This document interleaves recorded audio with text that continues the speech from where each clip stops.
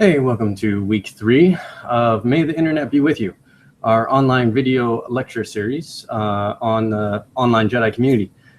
Last week we had some technical difficulties and started off late, and I actually missed a few questions from some of the guests that were viewing through other means. And so there is a Q&A application that you can use, and you can type your questions in if you have them. I'm mentioning this a little bit more this week because we have a less interactive audience, right? So every week it's something different. And currently our guest speaker is running late. So this week we're going to be looking at Jedi of the New Millennium. Links should be available in all the places that I gave the links out to where you can find this. And if you're watching this on YouTube, when this video is recorded, the links will be in there as well. So starting off, Jedi of the New Millennium was created in June of 1997. And it was created more of a collaboration from several people. The main person behind it went by the name of Jean-Luc Walker at the time. Was later better known as Reclaw or Reclaw. And he created it. The timing suggests that the movies, the original series, when it was released in the theaters, was kind of the driving force. But actually, that wasn't the main driving force behind creating this website. The main driving force was a little game, and I got it here.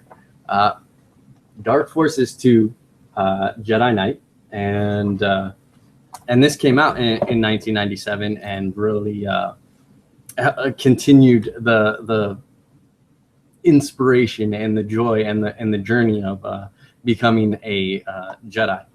So for the first ones, if you have the link for Jedi the New Millennium, you can go ahead and click that, of course, and it pulls up a page. Unfortunately, the site that I have archived is from the year 2000, so there's quite a few years missing, but the general layout and color scheme and such stayed the same. The formatting's off just due to how a lot of browsers work these days. So if you have a wide screen and you're watching on that, it's probably not going to line up and be how it looked when it first was created.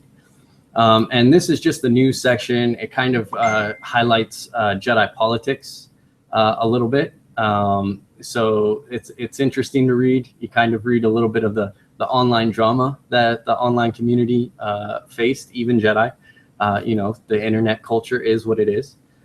So it's an interesting thing. You can look through it, but I wouldn't read too much into it. Online politics and drama, they happen in all communities. And certainly there's we're gonna explore some websites later on that really had a much bigger effect on the entire organization and the Jedi community in general, and how people interacted from the community and the lessons they learned from it. So don't read too much into the drama that happened here.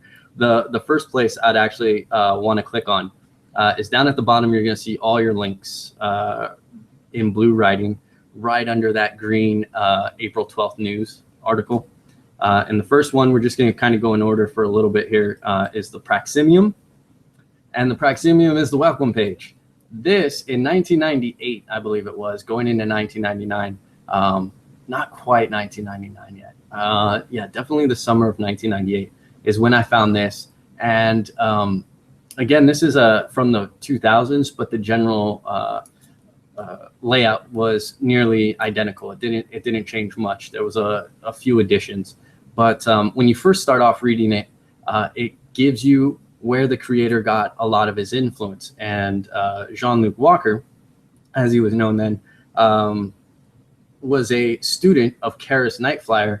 And if you watched our first episode, that's the Jedi Praximium on Yavin 4.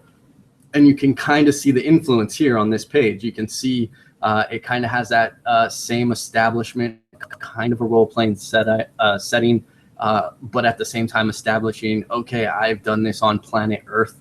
you know, and it kind of has that that vibe there. And but as you go through it, you know, it's the general rules. It talks about Jedi the New Millennium 1. Again, that's something that happened in 2000. If you read all those, if you go through that news on the front page, it kind of gives you an idea of the split and kind of the issues going on at the time. But again, and that wasn't there in 1998. But all this was basically the same. You had your glowing lightsabers. You had your you know, welcome Padawan to my Praximium, and it, you know, I've created this. I sense the Force in you. You know, all that fun stuff. And when I found it, I was blown away. Like, I was like, wow, this is legit. This is it.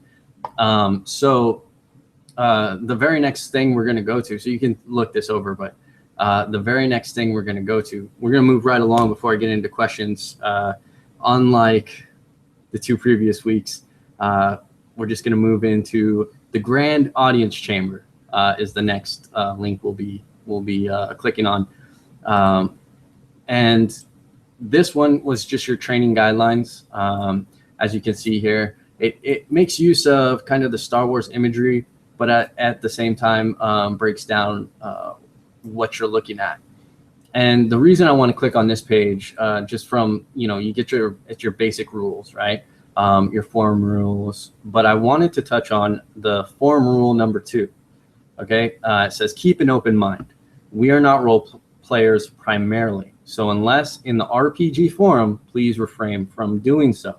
Now, I wanted to highlight this because it uses this as a departure. The other 2 websites that we've looked at were very much geared towards role playing, and you could tell that they kind of grew from that culture, and we're still in that culture, and that it was role playing with the idea of, oh, you can kind of use this tool in your real life as well if you prefer. And this site is the first one to really say, kind of reverse that, saying, no, we do this in our real lives, and if you like role playing, you can do that as well.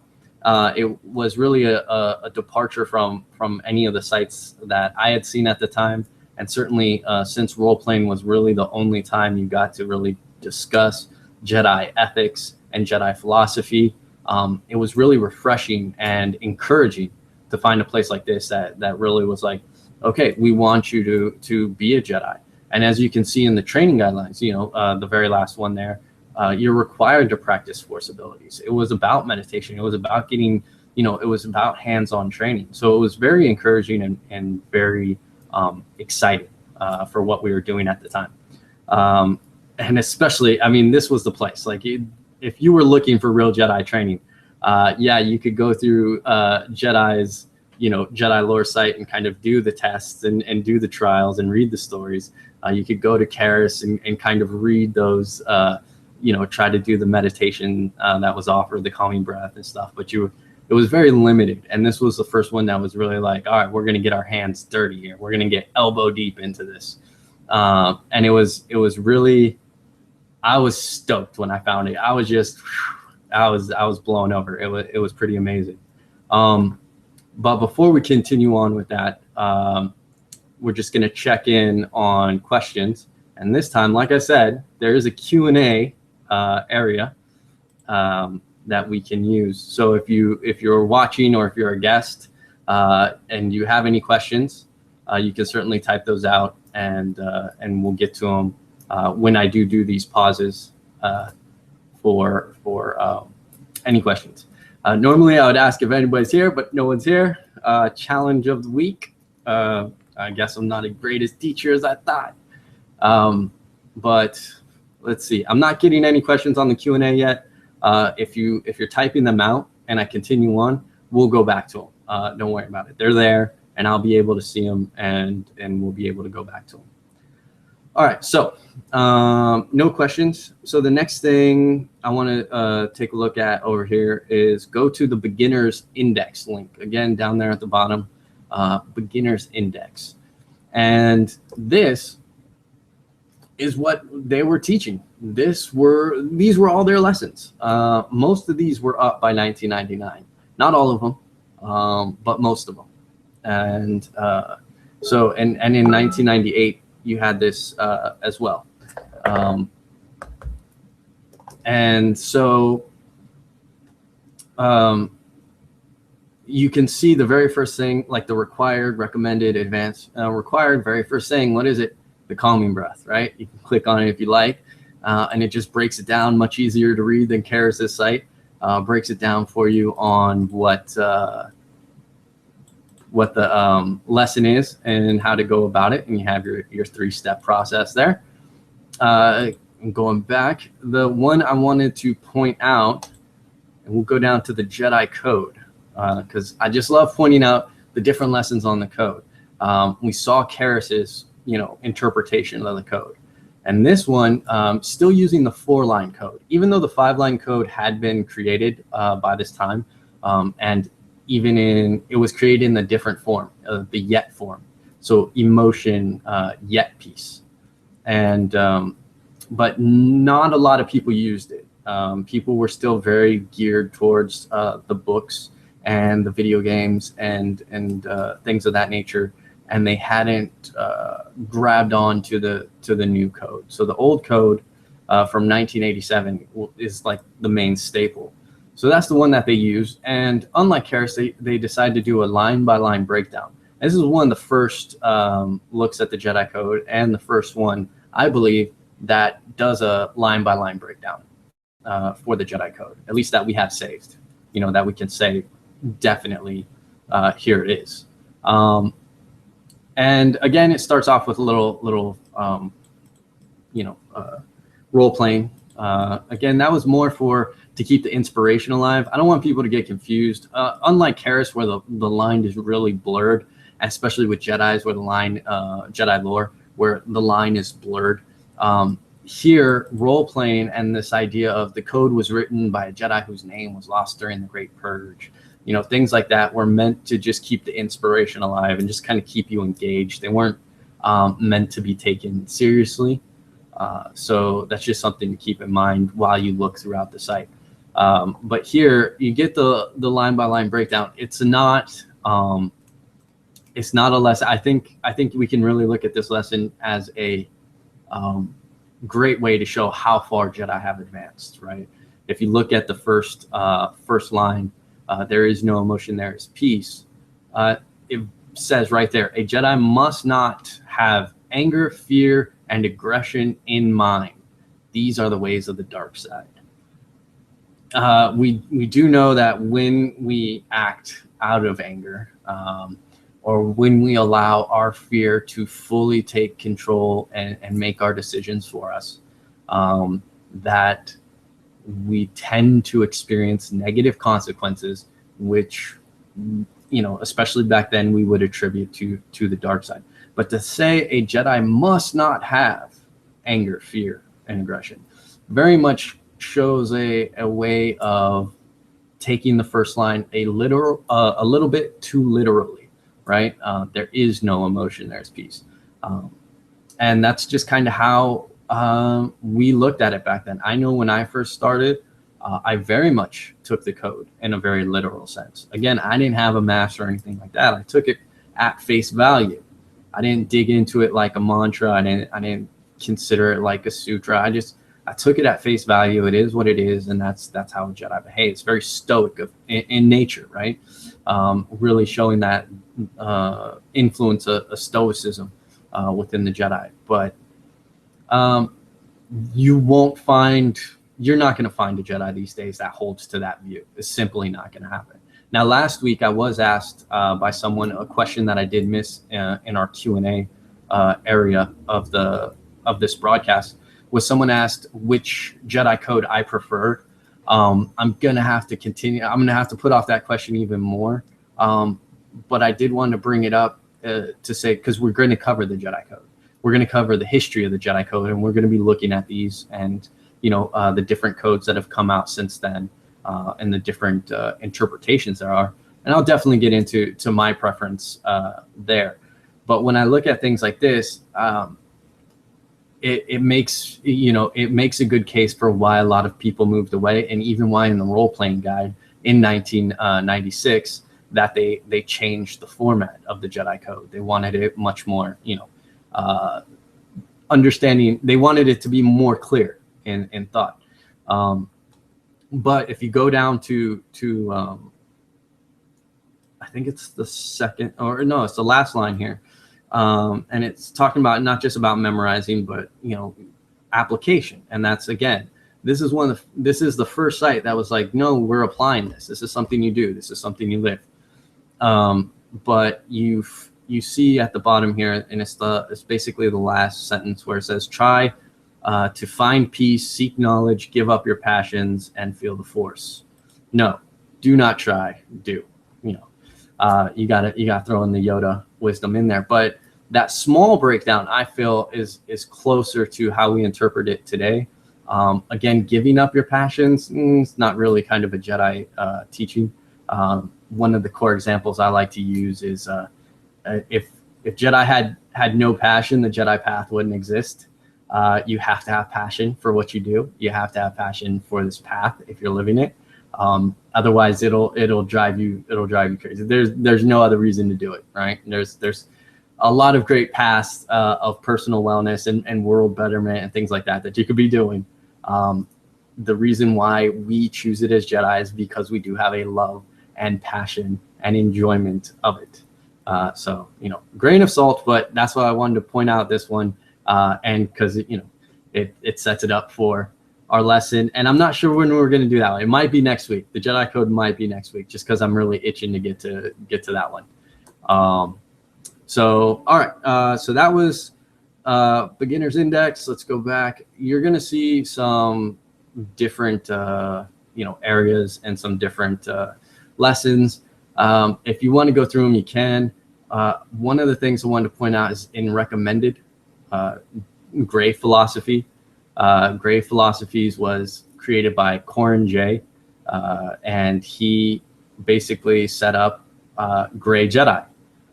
He's the first. I'm sure there were people in role playing before him, but this was even before people started mislabeling Jedi like Qui-Gon and Mace Windu and calling them Gray Jedi, which is just a ridiculous notion. But I will not get into that here.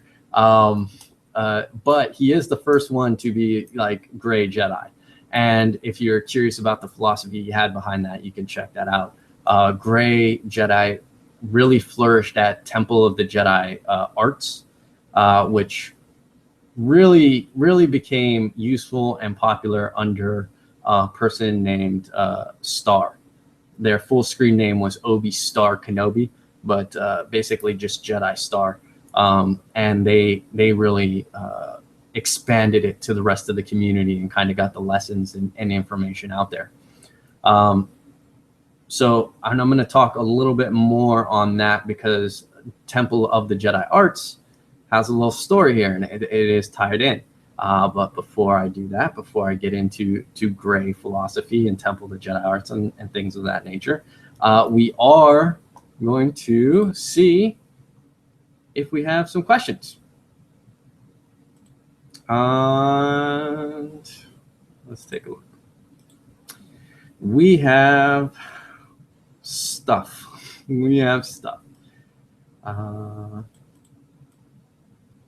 Okay, so Catherine, who's normally in here with us, but again, it seems to be new technical difficulties, yay, asks, what kind of attendance did this site have in its time? Before it moved to EasyBoard, it originally used in a forum that was embedded within the site. So it was very limited. As a lot of the message boards were back then, they weren't organized very well. It wasn't very user friendly, but it was popular for a Jedi. I wouldn't. It's not. Well, you had hundreds of visitors, but the problem was, like with myself, when I joined and was taking a look, it was active.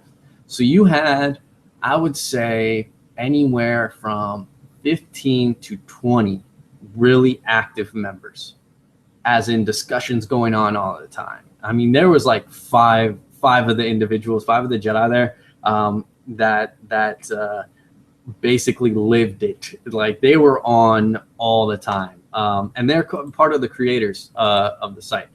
So the site was created. Should have done this in the beginning. Don't know why I didn't mention it.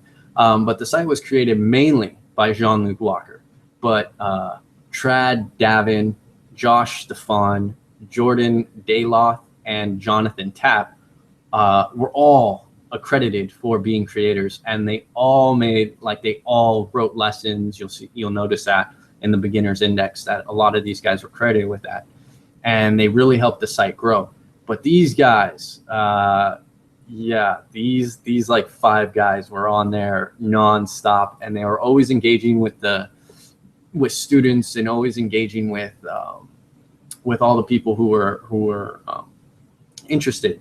And so it was just a really active forum that went back and forth. Like it would fluctuate, you would always have about 20, and then sometimes like 5 of those would be different one week, and then you would have a new 5 the next week, or it would always fluctuate. And sometimes it got up really busy. As I said, there was always hundreds of visitors though, and sometimes they would decide to chime in, but it was scary for me. When I joined, I was blown away by the site, and I wanted to be a part of the site, but I was so nervous, and I was so like intimidated by the activity and the discussion, and it didn't seem like there was any way to really to get into that. So I ended up kind of just watching and reading and applying what I could, taking my own notes, and didn't really get to talk with Jean-Luc Walker at the time and things of that nature. But it did have a pretty good activity. So thank you, Katie. Let's see. I'm going to jump over to this one from Miles. When they refer to the dark side, did they have something specific in mind beyond the RP, or was it an idealized self-centered evil as presented in the games / stories? Definitely it was fiction based. It was fiction based, and it was certainly the idealized self-centered evil at times, and then the general specific issues of it. It was very much based on the guides in the game and kind of the movies. So that was the idea of the dark side. There was no other view of the dark side than what you got. Like as the lessons progress, like episode 1, of course, the famous Yoda saying, fear leads to anger, anger leads to hate, hate leads to suffering. Like that became like a mantra of, oh, that's the dark side, right? So no, that's definitely what they're referring to, and it's definitely, and it kind of fluctuates on how they use it. Sometimes it's the anger, sometimes it's the RP version. They do have like an RP story in there that highlights the dangers of the dark side. But yeah, it's all very fiction based. So we have another question by Catherine again. Katie, thank you for your question. How do people respond to this demand that you live the code, not just say it or be a Jedi online? Do people see it as something doable or practical, or was this a crazy idea? People loved it, especially at the time. Like you just assumed you could do it too, right? Like even when, like I said, like people like myself who had this more literal view of the code, you were like, okay, I just got to do that. I just got to live by that. It was very accepted back then. It was, I don't know, accepted just much as embraced. Like it was like, okay, live by the code. Excellent. Awesome. That's what I want to do. That's what I've been wanting to do. So, yeah, it was very much embraced and accepted kind of from day one. Like there was no fighting it. Everybody was amazed. Like that lesson on the code, when that came out, man, you were like, whoa, just got hit with wisdom, man. This is it. This is the pinnacle. This is, I was blown away. Everybody was blown away. So everybody really enjoyed it and was there, thumbs up. going for it and really really embraced the idea of living by the Jedi code. And we got one more question here. How far? Oh, this question's by Thomas Gardner. Thank you for your question. How far out are you planning to branch out in terms of interpretations of the Jedi code? Light, Sith, Gray, and some of the way out there codes. Okay, so not far. Like I said, I really want to get to this. I really want to get to the Jedi code kind of breakdown and looking at it. I do want to do that, so we'll probably do that next week. We'll probably I'll jump it up. I'll do that next week because there's like that question alone makes me want to address things in there that would just chew up a lot of time, and we'd be digressing way too much. So yeah, we won't get into that. We'll wait till next week, and we'll get into the variations of the Jedi code, the years, the eras, the different interpretations. We will probably bring in things like the Sith code just for fun, and things like that. That should bring in some discussion, I'm sure. So yeah, we'll get to that next week. So not too far out. I've been wanting. I almost did it this week, but we'll do it next week, for sure. Okay, let's see. And then, all right. And just a shout out to Hannigan. Thank you for showing up, man. Okay, so that's the questions there. Not going to be doing too much longer here. I won't keep you too much longer. I did want to talk about what happened with the site, though, and kind of wrap up the history for what happened with Jedi, the Jedi Praximium or Jedi Academy on Yavin 4. It kind of just, went the way of the Jedi. It just kind of died out. It just went really quiet. Again, not having a forum or a way to really interact, not even really having a chat room or anything. It was always there to look, but eventually it didn't come up in search engines, and eventually it became a forgotten memory in the Jedi community. Same with Jedi lore. I mean, if it wasn't for people like Relin, who really had his start there and then had such a big impact on the community later, most people would forget about Jedi lore as well. These sites kind of went off and quietly went away and were forgotten. Jedi of the New Millennium, however, kind of went out a different way. They changed their form to EasyBoard. And I believe that was 1999 that they did that. EasyBoard had become basically what face groups for Jedi are now. They're very easy to create, and they allowed a free-flowing discussion, right? Of course, EasyBoard had much more. You get to, sort out and have different forums like, meditation forums, and then, physical fitness, philosophy forums. You get to have all your different forums. But the ease of creation is what really happened, and EasyBoard blew up. So Jedi of the New Millennium joined the EasyBoard craze, basically, and used that for their forums. And what happened is during this time is that they were going through their own internal struggles. They were using questionable teaching techniques. The creator and main master of the site had a double account and was playing the dark side role, playing the villain as well as playing the hero, but secretly, right? He didn't let his students know that he was the villain, and as such, he used personal things, and he was very, he felt the dark side, right? Again, keeping up that fictional standard, is the enemy of the Jedi.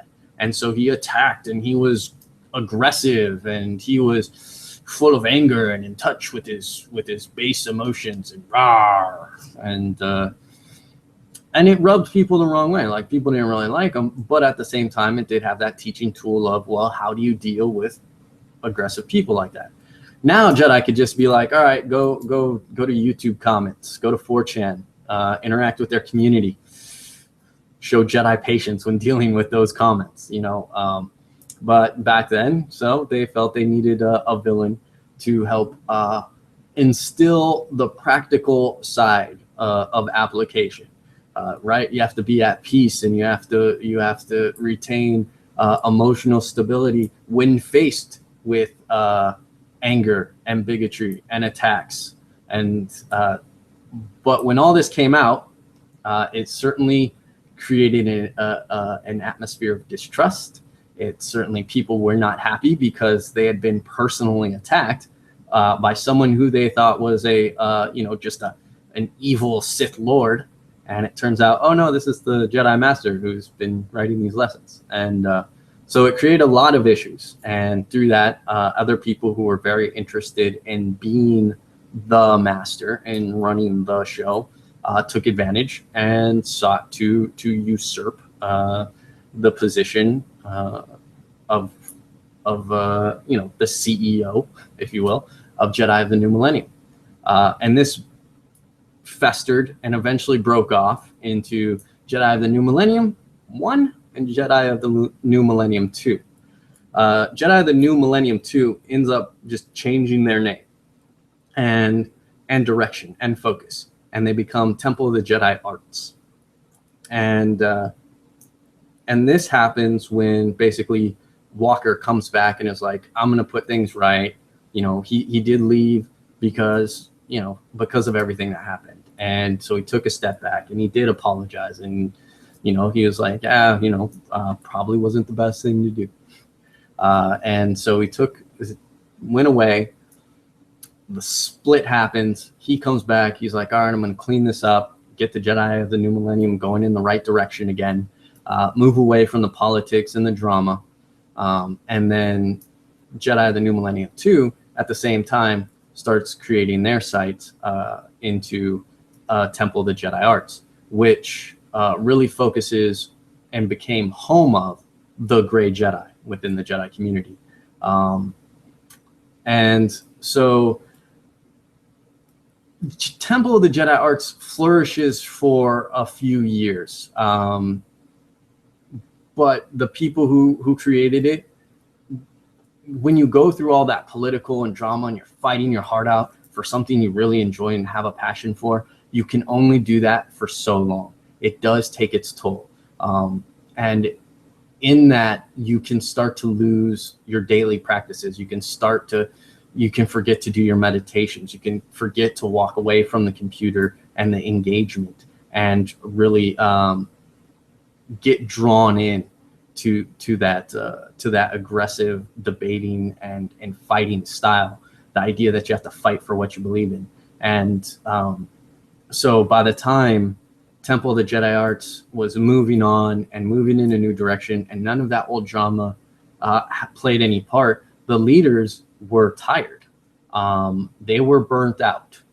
And as happens with that, you look for someone to continue, to grab the torch and continue on. And unfortunately for Temple of the Jedi Arts, it wasn't, not a lot of people from the community went there. So you had a very select few, and they didn't really have the greatest options to pass the torch on to. Eventually, it fell to an individual who all he wanted was to be king of the mountain. And as such, when people weren't willing to recognize him as the leader of that site, he basically deleted everything, shut it down, and called it a day. He just, was like, fine, forget it. He took his toys and went home. So he shut it down, deleted everything, no way to get it back. At the time, EasyBoard, when he did it, at the time, EasyBoard did not have a backup or save function. So all that, even if it had been a gold community that could have had that option, they just didn't have it at that time. So everything was lost, and that site was lost for a long time until we were able to dig it up and find all the old files and kind of piece it back together. Serene was the one who created the site, so he had a lot of the old files and was able to keep it going with Relin hosted on their Jedi server for some time. And so that's the only reason why we still have anything from them. But as soon as they were looking to leave, that site went downhill because it just became about Power Struggles 2 and repeated the original issues of Jedi the New Millennium. Jedi the New Millennium would kind of squeak its way out. I was really active there with Relin towards the downfall, and there was an election held to see who was going to be the next one to, again, carry the torch. People are tired, they're done, they want new blood, they want new direction, they want new life, and they end up voting in Gemini Sith. And she really gave her heart out for about a year, really tried to make the site grow, last, and be a valuable part of the community. But people were done. It's not just the leaders, the community, the members that were involved, they were all burnt out too, and they just couldn't hit the reset button. And then so Jedi the New Millennium ended up basically just dying out. So that's how it went out. Politics certainly played the part, but what people didn't know is it got past the politics, but the effect was still there. Everybody was just burnt out from the fighting, and there wasn't enough new people and enough new blood and enough new enthusiasm and passion to keep the community alive. So that's basically it for Jedi the New Millennium. We're going to get back into questions if we have them. And let's see. Got that one? Got that one? Got it. We might have a question. Sorry, I'm reading. I apologize. I should read faster.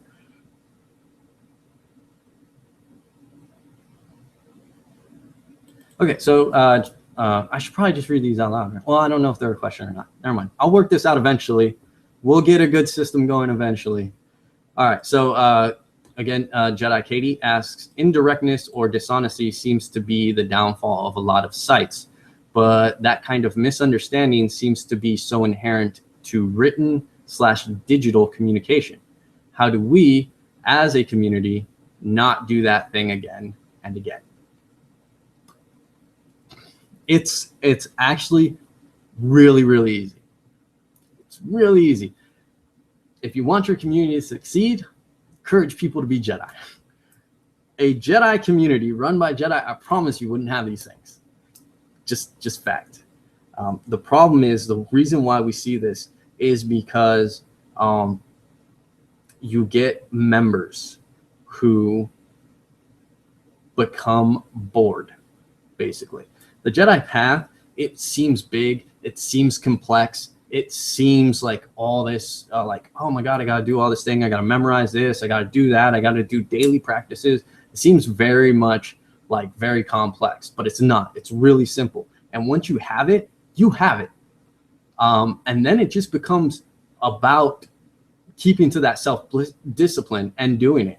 And people can kind of fall off of that. They stop doing their meditations. Right? They stop doing it. When it's new and exciting, they're doing it every day. And then they're like, no, I got it. I was knighted. I'm a Jedi Knight. I got it. And they let their practices slip. And then in doing that, basic human nature, they want to do more. They want to be involved more. They want more hands-on. Well, what does that mean? That means I have to be a leader, right? It means I have to be an administrator part of this. And then that's when the politicking and the games, and then it's the backbiting and the, rumors and gossip and all this silliness happens. But if you hold to the Jedi rules of behavior, if you hold to the Jedi code, if you hold to the Jedi circle, that it melts away. Open, honest communication. It's the core of any relationship. Any relationship, friendship, working relationship, mentorship, apprenticeship, romantic relationship, and sure enough, running a website, right? And being a part of a website, being a part of that community is about open, honest communication, just talking it out. and being willing to say, you know, hey man, I really want to do this, but you're making it very difficult.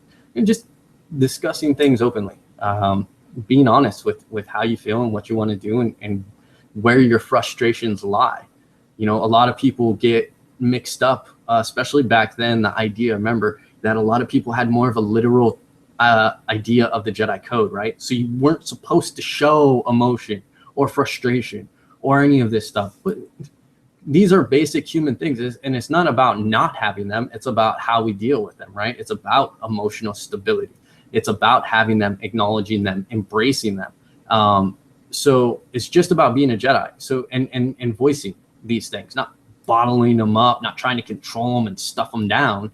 It's about you know, expressing them in a Jedi manner, right? Diplomacy, conflict resolution, mediation, like all, we have these tools that are a core part of our path that very much stipulate how we should be handling these things, and handling when we do have problems or frustrations or issues. And that tends not to happen. And that's where you see the failings, and that's where you see all this politicking and issues coming. So the answer is, how do we avoid that? Be a Jedi. Done. And if you can get a community to embrace that mantra, right? Be a Jedi. Yeah. Oh my God, the things that can get done.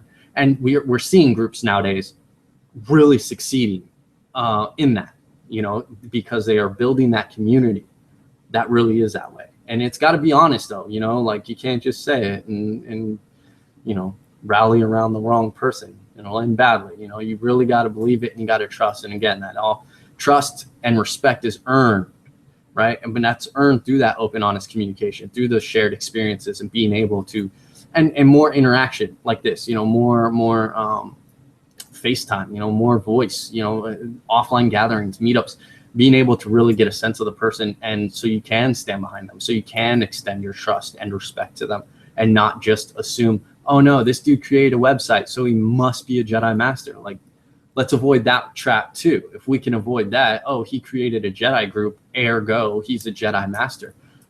Avoid that one too. Like, avoid assumptions, right?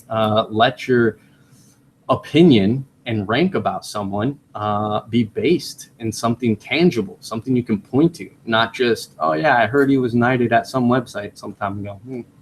You know, don't just accept, you know, talk, you know, communicate, find out, you know, get to know, question. So I think that if we can just institute that, and again, all that's boiling down to being a Jedi. So be a Jedi. So yeah, okay, that one. Going long again. Apologize. I'm going long and we don't even have our guest speaker. So sorry about that. All right. Next question. Michael Hannigan, Jedi Hannigan, my man. So where are the people who created this board now? Are any of them active within the community now?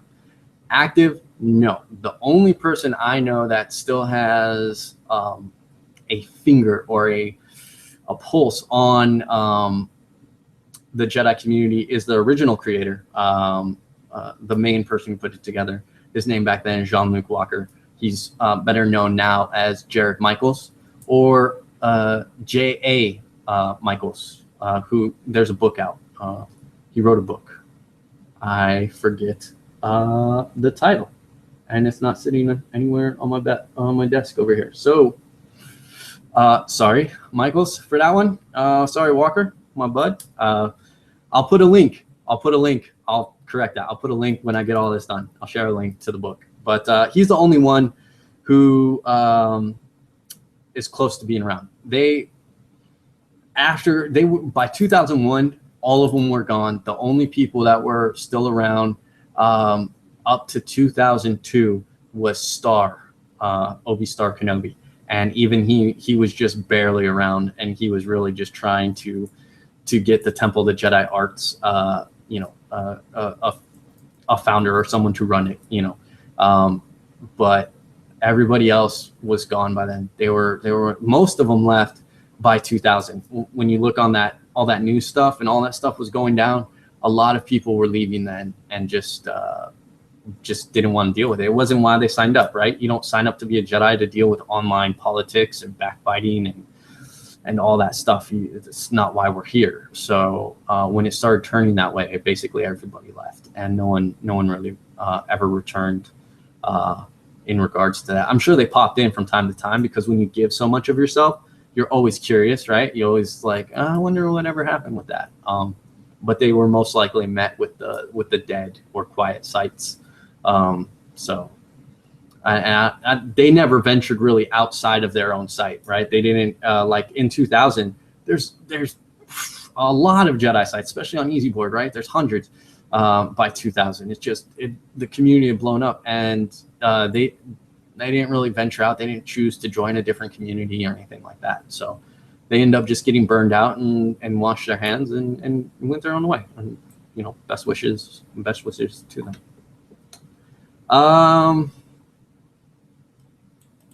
Let's see. Okay, so again, Thomas Gardner, what do we got for you? I still ponder how and why someone can claim the label of a Jedi Master when Jedi in itself is still in its infant stages of development in the grand scheme of things, especially compared to other religions. Perhaps it's just relative to what we know. Yeah, I mean, it depends on your Jedi group. Some groups use it as an honorific. Like, oh, you're teaching an apprentice, ergo you're a Jedi Master, right? And it's not meant to denote actual masterhood or actual mastering of any specific path or technique or thing like that, which it's not really a view I have.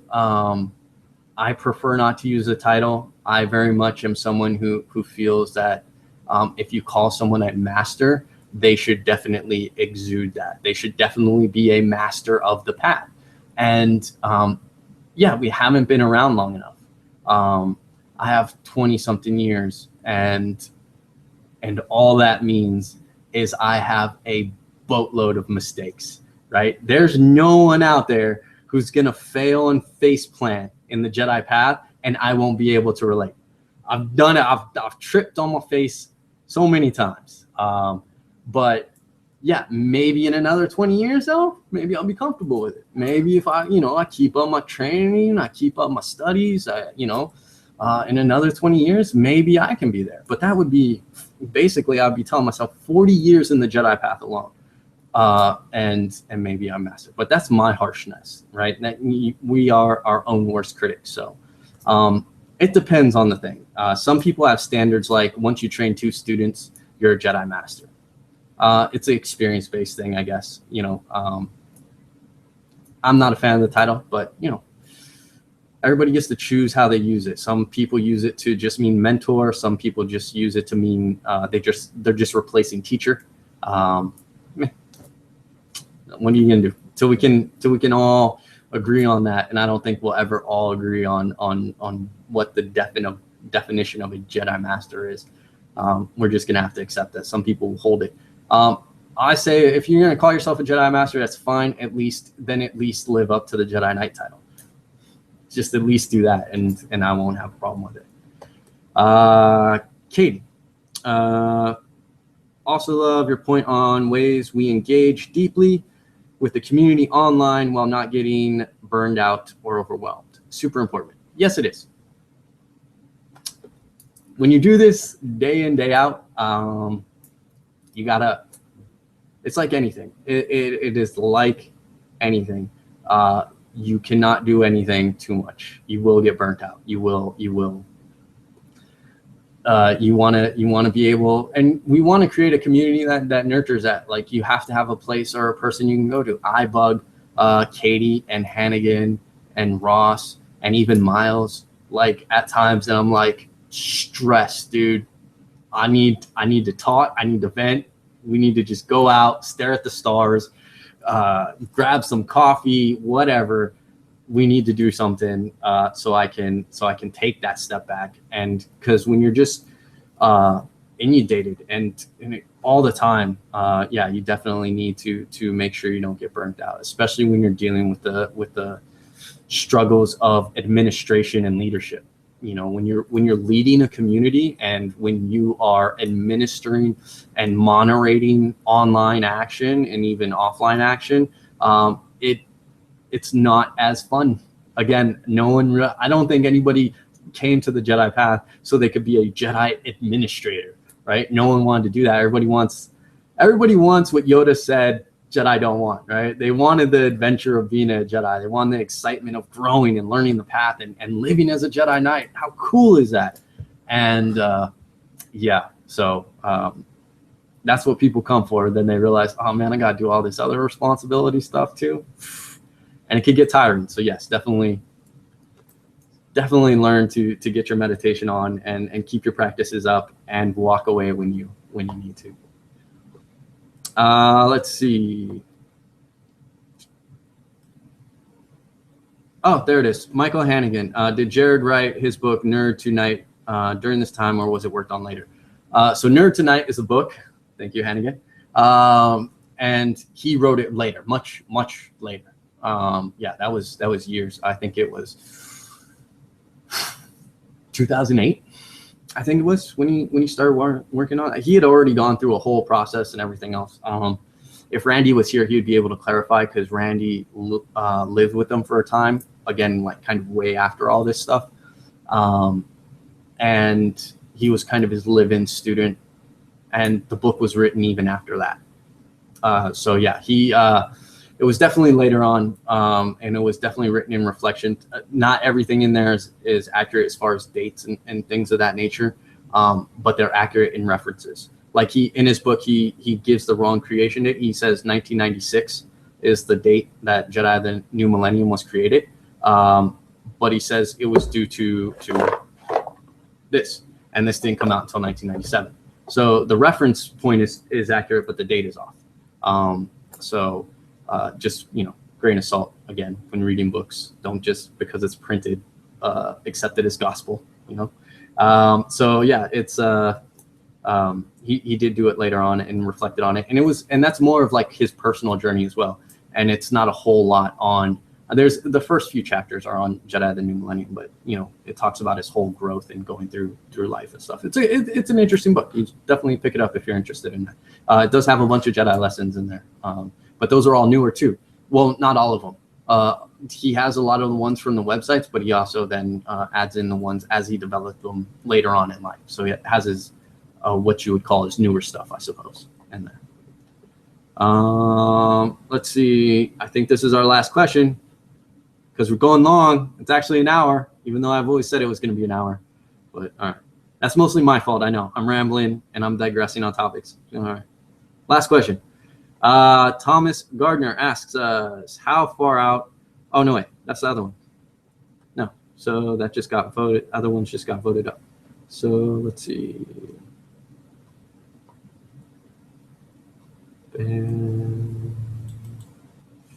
Yep, okay. Yep, okay. So that was actually all the questions. Oh, we're making it under the wire. Excellent. Okay, so to wrap up, yep. No, we don't have to wrap up. That's everything. So thank you for joining me. For some reason, we had technical problems, and a lot of the people who normally join us on video were unable to. We'll get all this thing sorted out eventually. But thank you for joining me this week. That concludes Jedi the New Millennium. And yeah, next week we'll jump on to the Jedi Code and go through it. And I'll still have some. We'll still be doing links and stuff. So from the archive sites, we'll be jumping at a few different websites for that. So stay tuned, and see you guys next week.